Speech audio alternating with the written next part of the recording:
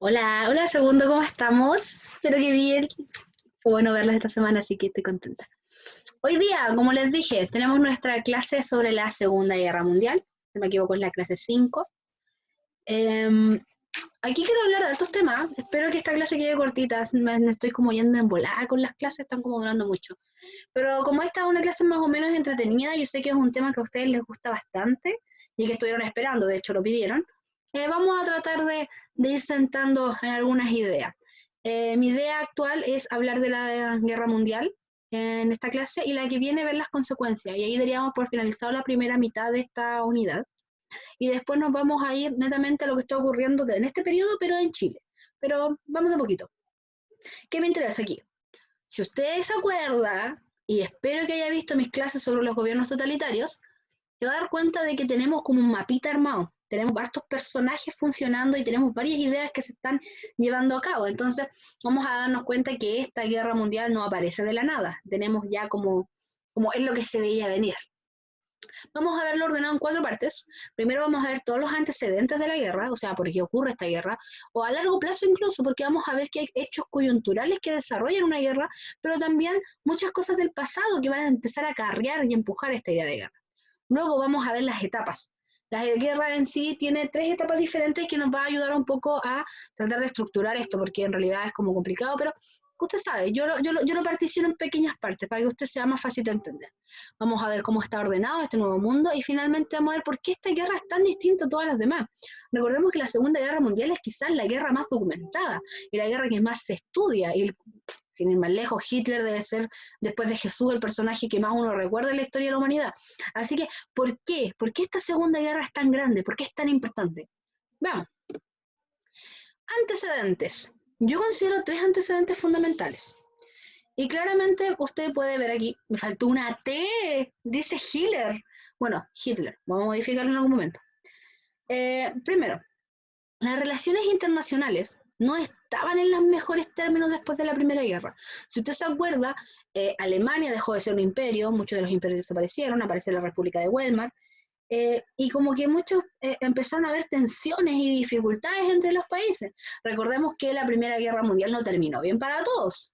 Algunos países se cambiaron de bando, otros países simplemente empezaron a tener sus propias revoluciones, pero sobre todo Alemania se lo más perjudicado. Ahora, ¿por qué? El Tratado de Versalles. Si usted se acuerda de lo que vimos cuando el año pasado, cuando termina la Primera Guerra Mundial, se firma lo que se conoce como el Tratado de Versalles. El Tratado de Versalles se firma en 1919 y viene a hablar de las consecuencias que tuvo la guerra. Entre las más importantes es que se culpó a Alemania de la guerra y por tanto se le obligó a ciertas cosas. Primeramente, perdió los territorios anexados durante la guerra. Segundo, se le prohibió tener un sistema militar estructurado grande para evitar que vuelva a levantarse en armas. Ya no hay servicio militar. La industria de la guerra va a reducirse su capital, va a haber menos plata para la guerra. Y por supuesto, la cantidad de armamento que se genere va a ser mucho menor. Estamos hablando a grandes rasgos, por favor. Nosotros ya vimos el Tratado de Versalles. Obviamente, esta primera guerra va a generar el Tratado de Versalles y el Tratado de Versalles va a generar finalmente la Segunda Guerra. Pero sin ir más lejos, esto es como dos cosas muy importantes. Tenés una guerra sin precedentes que no había habido nunca en el mundo. Y tenemos un tratado que empieza a decirle a Alemania, oye, sabéis que todo es tu culpa. Oye, sabéis que empieza a pagarle al resto de las personas, porque recordemos que Alemania va a tener que pagar indemnización a todos los países que se vieron perjudicados por la Primera Guerra Mundial. Entonces vamos a ver cómo Alemania va a empezar a desarrollar un sentimiento como de injusticia que viene de fondo. Y en esta misma idea de que se le está perjudicando constantemente a Alemania, que se le humilló con esta guerra, personajes como Hitler van a empezar a aparecer, personajes que van a venir con un discurso nacionalista, decir, oye, ¿cómo nos van a decir esto? Levantémonos, fuimos el imperio más grande, podemos volver a hacerlo. Entonces vienen todas estas ideas de fondo. Y estas ideas van a empezar a calar en los alemanes, que finalmente, como yo les conté en la clase anterior, van a dar a Hitler poder así, oye, bien, sálvanos, ¿cachai? Y esa idea es lo que vamos a considerar como los antecedentes. Hay que tener ojo con esto, hay que tener ojo con esto, porque la Segunda Guerra Mundial no aparece de la nada. La Segunda Guerra Mundial viene con un trasfondo político, social y ideológico muy grande, que, si nosotros vamos un poquito más adelante, vamos a ver que tiene que ver con el nuevo orden que se está dando. Recordemos que cuando termina la Primera Guerra, después tenemos todo este periodo donde los países tratan de armarse, de reestructurarse, pero después nos golpea la crisis económica, muchos países empiezan a pedir los préstamos que se habían dado, muchos partidos políticos empiezan a tener dudas de cómo funcionamos, y ¿se acuerdan lo que les dije yo? Que mucha gente empieza a perder la fe en la democracia, y empiezan a aparecer personajes que dicen, oye, a lo mejor un gobierno totalitario es una buena idea. No necesariamente, pero vamos a ver que puede ser una respuesta ante la crisis. Por lo mismo, dentro de este nuevo orden van a aparecer tres características principales, y aquí vamos a ir de a poquito. La primera es el expansionismo y la carrera armamentista. Si bien a Alemania se le había prohibido generar más dinero para la carrera armamentista y se le pidió reducir su parte militar, su cantidad de contingente militar y de armamento, algunas potencias igual empezaron a desarrollar un sistema armamentista. De hecho, si usted va a su libro, por favor, que yo sé que ustedes lo tienen porque los mandé a buscarlo, en la página 49, el recurso 46 es una fuente donde va a ver la cantidad de ingresos que se empezaron a dar los países para generar más armamento de guerra. ¿Se acuerda de la Primera Guerra Mundial cuando yo les dije que todos sabían que iba a ocurrir una guerra, pero nadie quería admitirlo, así que todos empezaron a juntar como armamento lo que se conoce como la paz armada? Bueno, aquí va a aparecer algo muy similar. Si bien la gente no tiene esta idea de que vamos a ir a una guerra, sí empieza a armarse, sí empieza a gastar más recursos en lo que es la guerra. Entonces, por ejemplo, la Italia de Mussolini empezó a buscar un programa de modernización del país y empezó a prepararlo para ir a conquistar otros territorios. Vamos a ver que, de hecho, Alemania va a hacer exactamente lo mismo. Países como Japón, que después de la Primera Guerra quedaron muy bien parados, van a comenzar a expandirse también. Pero para poder expandirse y tomar nuevos territorios necesitamos armas. Así que la plata para la industria de la guerra va a empezar a aumentar. Por otro lado, democracia. ¿Se acuerdan que dijimos que empezaron a perder como fe en las democracias? Bueno, la Sociedad de las Naciones, que es como el equivalente a las Naciones Unidas que se funda después de la Segunda Guerra Mundial. En este caso, la Sociedad de las Naciones aparece después de la Primera Guerra Mundial tratando de buscar la paz. No pudo controlar estos expansionismos que yo les decía, de Italia por Etiopía o de Japón sobre China. De hecho, en 1939, Alemania anexa a Austria su territorio y a la región de Checa de Sudetes. Aquí hay un punto muy importante. Ojo, anoten, tome apuntes. Para evitar entrar en conflicto con Alemania, Gran Bretaña y Francia deciden, ¿sabéis qué? Dejemos que Hitler se tome ese territorio, dejémoslo tranquilo, no busquemos otra guerra, dejémoslo ahí piolita. Ese tipo de conocimiento, ¿cómo se llama esto? De esta actitud pasiva de evitar el conflicto diciéndole que sí a Hitler, es lo que se va a conocer como política de apaciguamiento, que en palabras simples es la forma de evitar el conflicto, acatar para evitar el conflicto. La idea era que si dejábamos que Hitler anexara estos países, a lo mejor se iba a quedar conforme y se iba a quedar ahí. Como sabemos, de hecho, Hitler no se detuvo. Hitler después desmembró lo que era Checoslovaquia, lo anexó a su territorio, y viendo los otros países que se le permitía que Hitler hiciera esto, empezaron con sus movimientos de tomar territorios de otros lados. Vamos a ver cómo Italia toma Etiopía en el año 35 y Japón invade China en el año 37. Entonces lo que yo les decía, empezamos como a estructurar y a armar nuevamente nuestro mapa, estamos moviendo las fichas. Sabemos que va a ocurrir algo, no sabemos cuándo, así que empecemos a armar. Y no es menor que vamos a ver que las democracias van a empezar a perder peso. Van a aparecer estos nuevos sistemas políticos. De hecho, insisto, usen el libro, por favor, chiquillos. En la página 46 hay una actividad, pero más que centrarme en la actividad, quiero que se fijen en el recurso 42 y 43, que son dos mapas. Uno es un mapa del año 1919 y el segundo es de 1938. Y vamos a ver cómo una Europa que era netamente democrática en 1919 pasa a tener otro tipo de gobiernos más adelante, y la mayoría de carácter netamente totalitario. Entonces vamos a ver cómo se van a ir estructurando estas piezas de ajedrez al punto de que en algún momento algo va a provocar que se reviente. Y no es menor. Y no es menor. ¿Por qué? Porque vamos a tener a Hitler en un lado, tenemos a Mussolini acá, Stalin ya está consolidado acá. Bueno, Winston Churchill puede estar ahí acompañando a la reina. De hecho, ustedes saben, Ustedes saben que el History Channel no es un canal que a mí me guste, que dejó de ser un canal de historia hace como 15 años. Pero hace un par de años sacó un documental que se llama Las Guerras Mundiales. Y que más que ser un documental es una miniserie. Tiene 9 capítulos y cada uno de los capítulos se centra en un personaje principal de la Segunda Guerra Mundial y sería bueno que lo vieran. Voy a buscarlos para mandárselo. De hecho, se me ocurren muchas actividades al respecto. Pero ahí vamos a ver cómo están estos personajes y yo les digo que son tan importantes. Esto es una guerra de personajes. No es solamente de naciones enfrentándose, sino de egos y de personas con poder. De hecho, los capítulos que tienen el de Winston Churchill, el de Gaulle, Hitler, el general MacArthur, Mussolini, el general Patton, Stalin y Toho. Y Toho, sí. Entonces ahí vamos a ir viendo cómo estos personajes empiezan a desarrollar su vida y por qué son tan relevantes en esta guerra. Voy a buscarlo, los voy a mandar. Bueno, tenemos ordenado este ajedrez, tenemos gente armándose, tenemos esta idea expansionista, tenemos una Gran Bretaña y una Francia que está dejando a Hitler avanzar para no pelear. Estamos viendo otros países que empiezan a tomar otros territorios. ¿Qué va a pasar? Oye, aliémonos.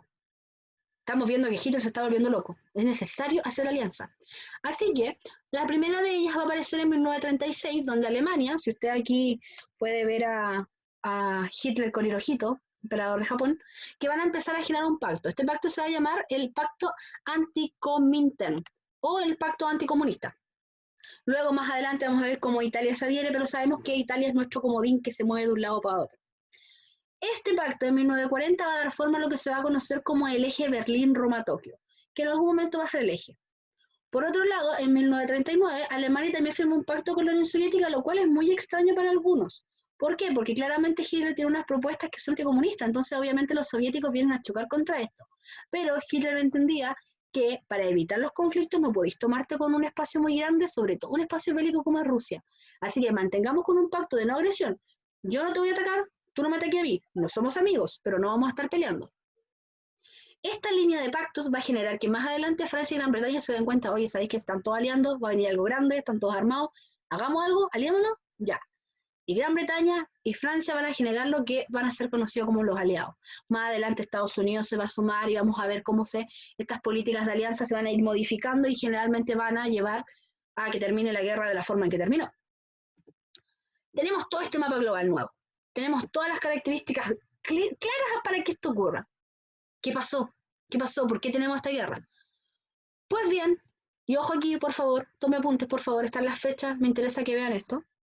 Vamos a ver que en 1939, el 1 de septiembre, Hitler no se le ocurre nada mejor que ir sobre Polonia. Invade Polonia, para mí, el territorio es mío. Y vamos a ver que Gran Bretaña y Francia, sabéis que ya no van a aguantar más esta política de apaciguamiento y le van a decir, ¿sabéis qué, perrito? No, ahí no, en Polonia no. Y le van a dar un ultimátum. Usted salga de Polonia ahora o nosotros vamos a declarar la guerra. Como dijo un gran sabio chileno, vamos a pelear terrible, brígido. Y efectivamente, Hitler se negó a salir de Polonia y por consiguiente, el día 3 de septiembre de 1949, Francia e Inglaterra le declaran la guerra a Alemania. Y una vez más, Europa está en guerra. Y no solamente vamos a ver que es un espacio europeo, vamos a ver que esto va a generar que la mayor parte del mundo entre en conflicto. Así que, ¿qué ocurre? Vamos a dividir esta guerra en 3 puntos. El primero de ellos va a ser de 1939 a 1941 y se va a conocer como la Guerra Relámpago. ¿Por qué? Porque es una guerra de ataques rápidos. Vamos a hablar de guerra relámpago porque simplemente se va a ir, se va a atacar, se repliega. Vamos ahí, bombardeamos, replegamos. No es una guerra de avance, no es una guerra de trincheras como vimos en la Primera Guerra Mundial, donde se hacían espacio y la gente se quedaba ahí un rato y estaba varios años en las trincheras manteniendo las líneas. Aquí no, esto es una guerra de ataco, avanzo, me quedo, ataco, avanzo, me quedo y voy constantemente de forma rápida. Por eso se le conoce como guerra relámpago. Ahora, yo tomé ahí algunos títulos para que estemos llevar un orden más que nada, en realidad, porque ustedes saben que soy más o menos dispersa. Bueno, después de la invasión de Polonia, obviamente este espacio, para evitar el conflicto, Alemania lo repartió con la Unión Soviética. Como les dijimos, no son aliados, pero no van a estar peleando. Las tropas soviéticas van a ocupar los territorios del norte, Lituania, Letonia y Estonia, que es lo que después se va a configurar como la URSS, ¿se acuerda? Ya. Por otro lado, Hitler, lo que estaba buscando, espérate, voy a avanzar para que me veamos el mapa. Hitler se le va a ocurrir invadir Francia. Obviamente es medio complicado invadir Francia, pero recordemos que igual tenemos un armamento militar y Francia está mejor parada y además tiene a Gran Bretaña de aliado. Pero Hitler fue un poquito más ingenioso. Pasó por Bélgica y trató de entrar a Francia por las montañas. No directamente hacia la ciudad, sino por las montañas, lo cual sorprendió en un ataque a los franceses, obligándolos a replegarse. Cuando Hitler empieza a avanzar por las Ardenas, termina ocupando Francia y empieza a replegar, a replegar. Y los franceses, ¿qué van a hacer? Van a quedarse replegados en la capital, en París, mientras que los alemanes van a empezar a bombardear la ciudad. Y vamos a ver que esta época es una época de bombardeos, de hecho. Ahora, los alemanes ocuparon Francia y empezaron a gustar esta idea de bombardeos masivos. Recordemos que, a diferencia de la Primera Guerra Mundial, la Segunda Guerra va a tener armamento nuevo. Vamos a tener submarinos, vamos a tener aviones, vamos a tener flotas aéreas bastante grandes que se van a encargar principalmente de bombardear espacios. Y no solo espacio en guerra, vamos a ver que van a ser espacios donde hay civiles, donde hay familias, donde hay refugiados. Entonces, vamos a ver que la escala va a empezar a modificarse. Tal como les dije, en esta idea de bombardeo que estaba ocurriendo en Francia, también empezó a ocurrir en Inglaterra. Vamos a ver que empiezan a ver estas ideas de ataques aéreos. No sé si, bueno, no creo que usted vea Doctor Who, pero ahí hay una buena toma en la temporada 1 sobre cómo empiezan a sonar las alarmas, la gente tiene que ir a los búnkers, porque literalmente se empieza a bombardear la ciudad. Al día siguiente en la mañana la gente se levanta y empieza a limpiar las calles. En las crónicas de Narnia también se ve, en la primera, en el León, la Bruja y el Ropero. ¿Por qué? Porque después, para evitar las grandes muertes, se decidió agarrar a la población y enviarla hacia otros lados, hacia el campo, sacarlos de la ciudad o de los focos de bombardeo. Sigamos, Londres fue prácticamente, no fue destruida, pero sí fue bombardeada muchas veces, igual que Coventry, que son espacios en Gran Bretaña donde había la mayor cantidad de población. Más adelante también vamos a ver cómo Italia, aprovechándose de que Hitler está avanzando relativamente bien, va a decidir entrar en guerra y apoyar a Alemania, asumiendo que va a ser el bando ganador, y va a empezar a conquistar otros países. De hecho, junto con Alemania van a conquistar Hungría, Bulgaria, Rumania, Yugoslavia y Grecia. Vamos a ver que es bastante rentable, parece ser, amigos de los nazis en este momento. Si usted se fija, aquí, bueno, esto está dividido por año en realidad. Si usted se fija, las líneas rojas son el 39, que tiene que ver cómo Alemania empieza a tomarse hacia Varsovia, lo que es Polonia, y al año siguiente cómo empieza a avanzar hacia Francia. Y vamos a ver que se va a empezar a expandir por todo el mapa con esta idea expansionista que tenía Hitler. Si usted se acuerda, los gobiernos totalitarios buscan expandirse, cosa que su ideología ocupe todo. Bueno, vamos a ver que en un primer momento a Hitler le funciona esto. Pero, y aquí está lo importante, entre 1941 y 1942 la guerra va a empezar a tomar un carácter de dimensión mundial. ¿Qué quiere decir eso? Que ya no va a estar concentrada solamente en Europa, sino que va a empezar a ampliarse, y eso va a hacer que entren más países a la guerra, haciendo que entre Estados Unidos. Y como sabemos, Estados Unidos va a mover la balanza. De hecho, bueno, esa foto es Pearl Harbor, por si acaso. La mayoría de las fotos que tengo aquí en esta presentación son fotos reales de la Segunda Guerra, como les dije, la guerra más documentada. La guerra de dimensión global, o mundial, como quieran decirle. Si bien Hitler había creado este pacto de alianza con los rusos, su régimen comunista no le gustaba mucho a Hitler. De hecho, sabemos que Hitler no tenía mucho apoyo de los comunistas, de los judíos, como que no le gustaba nada que no fuera alemán. Por consiguiente, no encontró nada mejor que en 1941 iniciar la Operación Barbarroja. Vamos a acercarnos aquí al mapa para que lo vean.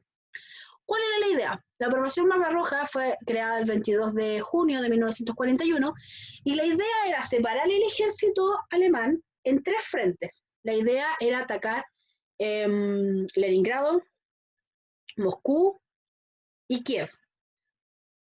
Si bien en un primer momento esto empezó a funcionar, de hecho la resistencia en Leningrado fue media compleja y de hecho empezó a avanzar hacia lo que se conoce como la Unión Soviética, como la invasión que generaron los rusos. Pero algo que sabemos y que Napoleón nos enseñó mucho antes, que Hitler parece no tomar en cuenta, nunca, pero nunca, y esto es un dato que yo les doy a ustedes si algún día quieren invadir Rusia, nunca invadan Rusia en invierno.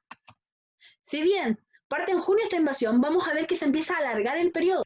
íbamos a llegar al invierno ruso. Y sabemos que el invierno ruso no es particularmente grato con las personas. Se van a empezar a cerrar los caminos, se va a estancar la ofensiva alemana, no vamos a poder mandar más tropas, la comida va a empezar a escasear, la gente va a empezar a morir de frío. Y vamos a ver que finalmente, no solo la resistencia que plantea la Unión Soviética, sino también el clima va a ser totalmente desequilibrante para los alemanes. Ahora, tenemos la primera gran derrota de los alemanes. El crudo invierno simplemente los derrotó. La Operación Barbarroja termina en 1942. Pero, por otro lado, Japón, que estaba acá invadiendo China, recuerden el mapa, está invadiendo China, va a decir, oye, ya que están todos peleando por acá por Europa, ¿por qué no tomamos control del Pacífico, ya que estamos acá? Si ya tomamos China, ya tomamos este territorio de acá del lejano oriente, ¿por qué no tomamos Mediterráneo? Y va a ir a atacar. Y no va a encontrar nada mejor que ir a atacar un portaaviones estadounidense. Pearl Harbor, el gran ataque de Pearl Harbor. Esto ocurre, si no me equivoco, el 7 de diciembre de 1941. Obviamente esto va a generar que Estados Unidos entre en el conflicto. De hecho, hay una película, Pearl Harbor. Tiene una subtrama romántica entre medio, pero es bien gráfica, sobre todo la parte del bombardeo, de ver cómo se ven las relaciones internacionales entre Japón y Estados Unidos, cómo reacciona el presidente. Recordemos que tenemos a Roosevelt aquí, entonces que es una cara potente a la hora de hablar de política estadounidense.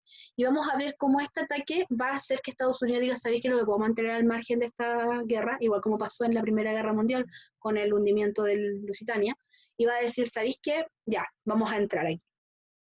Y Estados Unidos obviamente va a ir a atacar a Japón, pero también va a estar del lado de los aliados, porque Hitler representa también un problema. Recordemos que las intenciones de Hitler es dominar el mundo, entonces claramente hay que buscarle un freno, y Estados Unidos, que está entrando un poco tarde a la guerra, tiene los recursos y tiene la gente y la platita. Seguimos avanzando. Ya hacia la tercera etapa va a ser conocida como la derrota del eje, ocurre entre 1943 y 1945. Aquí hay varios hechos importantes, por eso los enumeré con fechitas ahí, por si acaso. La primera, como yo les dije, en el 42,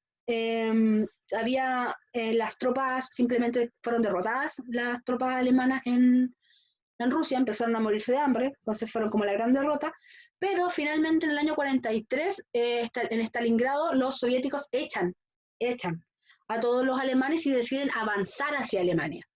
Por eso era tan importante que vieran Yoyo, porque ahí llega la parte final cuando los soviéticos llegan con los gringos a Alemania.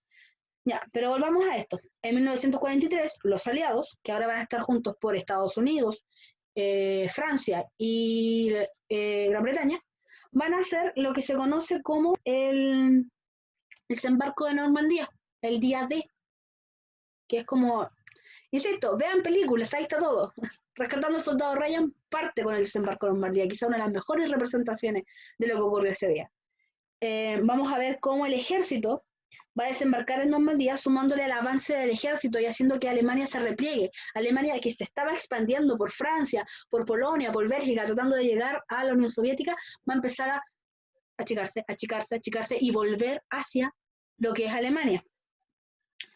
Vamos a ver también cómo Estados Unidos va a desembarcar en Sicilia, lo que va a provocar que Italia firme un armisticio y va a decir, sabéis que ya no me quiero meter más en esto, dejando a Alemania sola, excepto con el apoyo de Japón. Vamos a ver también cómo el frente oriental va a empezar a modificarse. Se van a bajar las defensas alemanas, lo que va a permitir la recuperación de los territorios en Europa. Vamos a ver también que el régimen nazi va a empezar a perder fuerza. De hecho, mucha gente ya va a dejar de cuestionarse. Dentro de la misma Alemania van a aparecer gente que no va a estar de acuerdo con lo que está ocurriendo. Si usted se fija aquí, que el contrario, vamos a ver cómo las flechas azules van a equivaler a los aliados que van a empezar a avanzar y hacer presión contra los alemanes, mientras que por el otro lado vamos a tener la Unión Soviética que va a empezar a empujar de nuevo hacia Berlín a los alemanes, haciéndole que se vuelvan a estar en un solo espacio. Finalmente, esto va a llegar a tal apogeo, que en 1945 Hitler se va a encerrar en su búnker y se va a disparar en la cabeza. Yo no voy a entrar en teorías conspirativas, les digo al tiro. Si usted cree que Hitler no se murió, si cree que Hitler anda en Argentina, no sé, cosa suya. Yo le voy a decir lo que me dice a mí la historia. Hitler se suicida en 1945, con lo cual cae el régimen nazi. Esto nos va a llevar a que Berlín va a ser bombardeado casi en su totalidad. Vamos a ver, obviamente, que van a haber otros conflictos más adelante, las invasiones de los vencedores, los espacios alemanes, cómo se va a reconstruir la ciudad, pero hasta el momento vamos a ver que está quedando la escoba. Por tanto, ya tenemos a una Italia que sale de la guerra, tenemos a Hitler que desaparece con todos los, bueno, los generales nazis van a estar ahí, pero van a ser juzgados, y finalmente, me salté perdón. En 1945 ocurre lo que se conoce como la Conferencia de Yalta, donde los representantes, está Churchill, está Roosevelt y está Stalin, van a tratar de buscar una forma de llegar a un consenso con esto que está ocurriendo. Obviamente, al hacerse estos aliados y empezar a cuestionarse cómo vamos a tratar de encontrar una paz, también funcionó como un antecedente para que Hitler dijera, sabéis que ya no sé qué más hacer con esto, ya me están atacando por todos lados. Dato importante, Hitler fallece, Estados Unidos empieza a mandar tropas para tomar los territorios y tratar de devolver la estructura al mapa, pero Japón dice, ¿sabéis qué? No, yo no me voy a ir de la guerra, no me importa que esté solo, yo voy a pelearle igual. Y le dice, Japón, Japón. Y Japón dice que no, pues. Y Estados Unidos decide hacer quizás el acontecimiento más brutal de la historia de la humanidad, que es en 2 de en agosto del 45 lanza la bomba atómica en Hiroshima y luego 2 días después en Nagasaki. Si usted quiere ver una buena representación de eso, con toda la pena de mi alma, la tumba de las luciérnagas. Vea las consecuencias de lo que puede provocar una bomba atómica. Vamos ahí a ver que Japón no puede hacer nada después. Lamentable, pero el nivel de destrucción que generó, y no solamente el choque de una nueva arma de destrucción tan grande que va más adelante, va a perjudicar lo que es la Guerra Fría, vamos a ver que ya no se puede competir con esto y Japón finalmente el 2 de septiembre firma la rendición y con eso se da por finalizada la guerra. No es menor lo que ocurrió. Yo le dije súper rápido y ojo con eso, porque claramente usted puede encontrar mucha más información al respecto y yo pasé por alto muchas batallas, muchos personajes por lo mismo, pero quiero que se haga como un plano completo de lo que está ocurriendo. Yo voy a mandarle un archivo adjunto en el que va a estar un poco más detallado lo que ocurrió, van a ver nombres de generales, nombres de batallas importantes, pero a mí lo que me interesa es que cuando usted analice la Segunda Guerra Mundial se dé cuenta de que cada etapa va a estar marcada por ciertas características y estas características van a influir directamente en la evolución del conflicto. Si nosotros, por ejemplo, no tomamos que Hitler toma Polonia, no podemos hablar de la guerra. Estados Unidos entrar a la guerra es un desequilibrante en la balanza. Vamos a ver que si Japón se hubiese rendido, a lo mejor las bombas atómicas no hubiesen caído. Entonces, quiero que vean cómo esta escala completa se puede estudiar y analizar desde puntos de vista muy particulares, porque hechos tan complejos como la Segunda Guerra Mundial requieren un análisis un poco más profundo, y la única forma es dividirlo, porque en realidad es demasiado. Pero yo por lo menos me quedo con que usted pueda entender los hechos más importantes que les di y la forma en que está desarrollándose la guerra. No sé por qué volvió este mapa. Bueno, tenemos las etapas, tenemos los antecedentes, bueno, entonces, todavía no vamos a las consecuencias. Pero ahora vamos a ver por qué esta guerra, por qué la gente tiene el peso que se le da a la guerra mundial. Y yo creo que varias cosas que deberíamos considerar, y quizás las que a mí me llaman más la atención, son estas dos.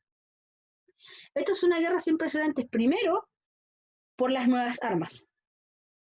Y segundo, por la dimensión planetaria. Si bien en la Primera Guerra Mundial se habla de guerra mundial, estuvo prácticamente reducida a Europa. Ahora tenemos el Pacífico, tenemos Japón, tenemos Asia, tenemos África, es mucho más grande. Pero vamos por la parte de las nuevas armas. ¿Por qué no avanza? Ahí sí. Nuevas armas. La Segunda Guerra Mundial, bueno, se transformó en un enfrentamiento que va más allá de cualquier tipo de conflicto que hayamos tenido en el mundo y quizás va a ser el más grande en toda nuestra historia. Obviamente todavía tenemos guerra y el ser humano sigue caracterizándose por ser belicoso. Aunque extrañamente esta es como la época de menos guerra a nivel como en la historia de la humanidad, pero sigue siendo un espacio. Fue la más destructiva que hemos tenido. Yo una vez les dije que la Primera Guerra Mundial fue la más choqueante porque el nivel de armamento que tenía, más que matar gente, desmembraba. Entonces la gente volvía de la guerra y era choqueante ver cómo volvía la gente de la guerra. Bueno, la Segunda Guerra Mundial no nos dio esa posibilidad.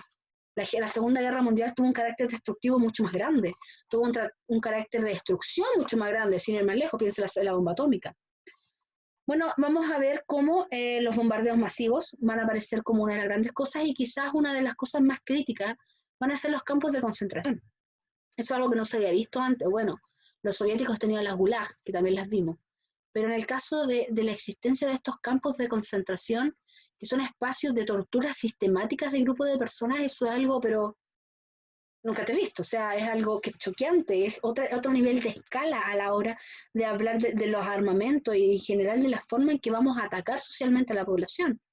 Vamos a ver que va a haber un quiebre moral que se va a producir por este tipo de espacio y que de hecho va a generar repercusiones hasta ahora.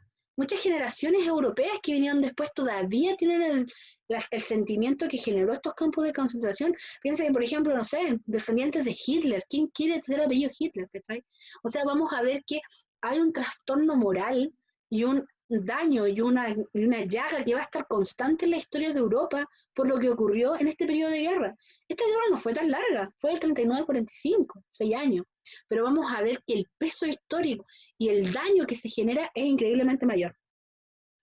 Esta guerra también aplicó nuevas tecnologías, de hecho, aparecieron cosas como las bombas dirigidas, la energía atómica, el perfeccionamiento de los tanques, la aviación, el avance terrestre y aéreo. Va a ser mucho más complejo, por favor, revise el resumen que di de la materia al principio del semestre. Ahí está como bien especificado esto que le estoy diciendo. Y quizás una de las herramientas, una de las armas que eran poco conocidas, son los carteles. Vamos a ver, por ejemplo, que van a aparecer películas, van a aparecer carteles, emisiones radiales que se van a utilizar como propaganda para convencer a la población de la necesidad de esta guerra. Recordemos que hay un momento en cualquier batalla en que uno se cuestiona, oye, ¿por qué estamos peleando? Bueno, esta idea del sentimiento alemán, del sentimiento de proteger la democracia, esto de que debemos enfrentarnos al enemigo que aparece, es algo que vamos a tratar de mantener la moral en alto. Por lo mismo van a aparecer estos carteles. Yo traté de poner aquí bien variado.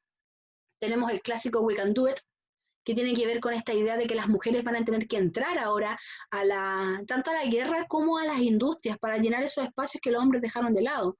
Vamos a ver cómo se les va a exigir ser parte de esto. Fíjense, por ejemplo, Women of Britain Coming to the Factory, cómo las mujeres van a tener que empezar a trabajar. Eso es una petición que se hace desde los mandos para tratar de que funcione esto. Vamos a ver cómo vamos a mantener el ánimo de los soldados, vamos a solicitar apoyo. El I want you for USA Army, que es el clásico tío Sam que aparece aquí a inculcar este sentimiento hacia los gringos. Y por otro lado, por ejemplo, aquí tenemos la versión de Hitler, yo les dije, esta idea de educar a los niños nazis, la juventuaria que tiene que participar y defender. Winston Churchill, que plantea esta idea de, vamos, tenemos que alcanzar la victoria. Vean The Darkest Hour, excelente película sobre Winston Churchill, en este periodo de guerra, sobre todo en lo que pasó en Dunkerque. También es buena película, pero bueno, hay otras películas con respecto a la guerra que me gustaría que vieran. Aquí está esta idea de que oye, hay que enfrentarse contra esto, pero fíjense que todas las ideologías que hay de por medio son diferentes. Hitler viene con esta idea de, oye, defiende el sentimiento ario, defiende esta raza superior, pero por otro lado vas a tener a Winston Churchill que dice, oye, no podemos dejar que este tipo de gente avance, necesitamos mantener la democracia, y esta pequeña islita aquí en el norte, llena de niebla y con mucho frío, le va a decir a Hitler, oye, aquí no, vamos a ver cómo Estados Unidos va a decir, no, no podemos permitir esto, la libertad es más importante, y vamos a ver cómo esto que conocemos como propaganda ahora es un arma de guerra, es un arma que mueve masas, es un arma que genera soldados y es algo que aparece aquí de forma muy violenta y muy fuerte y va a generar un cambio radical en lo que es la guerra. Y finalmente, que es otra de las grandes características que tiene, es la dimensión planetaria. Fíjese en este mapa. Por primera vez en la historia de la humanidad, cada país va a tener que tomar una postura política al respecto. Y si bien no va a participar de forma directa, porque podemos decir que Chile no andaba ahí peleando contra los alemanes directamente, nunca hubo un chileno agarrando a combo a Hitler, sí vamos a ver que vamos a tener que replantearnos ahí netamente cómo vamos a considerar esto. Si se fija usted, aquí hay hartas cosas pasando y me interesa que vean el mapa, pueden ponerle pausa por supuesto. Abajo, en las pequeñas descripciones, vamos a tener los periodos iniciales de participación de los países, dependiendo de la figura, y te se da cuenta, Chile participó en el último año de la guerra entre el 44 y el 45. Como dice ahí, contra Japón. Recuerden, Japón quiere tomar el poder del Pacífico, ya que se tomó lo que era China en el parte de acá de Europa. Ahora, debido a la cantidad de países, la participación del conflicto y los combates dieron en el frente de diferentes lados. Tenemos el frente soviético, tenemos el Pacífico, tenemos Europa, tenemos África. Esto implicó que cerca de 80 millones de hombres fueron reclutados por distintos ejércitos en pugna y en una gran cantidad de mujeres ingresaron también a trabajar en armamento. Vamos a ver qué países van a tener que tomar ciertas posturas políticas. En el caso de Chile, Chile se planteó como un país de parte de los aliados. Si bien, por ejemplo, hay países que son países del eje y son satélites de territorios dependientes, por ejemplo, que países que fueron tomados y que van a tratar de defenderse, a mí me interesa que centremos que, por ejemplo, Latinoamérica decidió apoyar a los aliados, a Francia, Inglaterra y Estados Unidos. Y vamos a ver cómo estos países, entre comillas, van a tratar de defender los ideales que ellos plantean. Y eso es algo súper importante porque más adelante vamos a ver que estos mismos países que se plantearon dentro de estar en contra del avance de los nazis, van a ser lo que van a formar las Naciones Unidas. Y vamos a ver cómo vamos a tratar de crear una sociedad o algo que evite que algo como la Segunda Guerra vuelva a ocurrir. Es harto. Pero no quiero volverlos locos con tanta materia, por eso cuando veamos ahora las consecuencias de la guerra en la clase que viene, ahí voy a entrar en detalle sobre lo de la Segunda Guerra Mundial con respecto a los campos de concentración y a las atrocidades que ocurrieron, porque quiero que entiendan que los crímenes de lesa humanidad van a ser fundamentales en la creación de un estamento o algo que busque resguardar los derechos humanos, así que ahí vamos a entrar un poquito más en detalle. Bueno chicos, es todo. Igual sí sé que es como denso, pero creo que está relativamente bien, ¿sabes? Véalo con pausa, vaya anotando lo más importante. La próxima semana subo las consecuencias de la guerra y ahí hacemos la versión vía Zoom donde vamos a ir resolviendo dudas que vayan saliendo al respecto. Esto siempre es como una pincelada para que más adelante podamos discutir y conversar al respecto. Así que eso. Nos estamos viendo, los adoro, voy a subir material a la página del liceo, si no me equivoco el Santiago es mi representante, así que a él le voy a estar mandando informaciones relevantes para el rap. Nos vemos pronto chicos, los adoro con la vida, espero verlos pronto.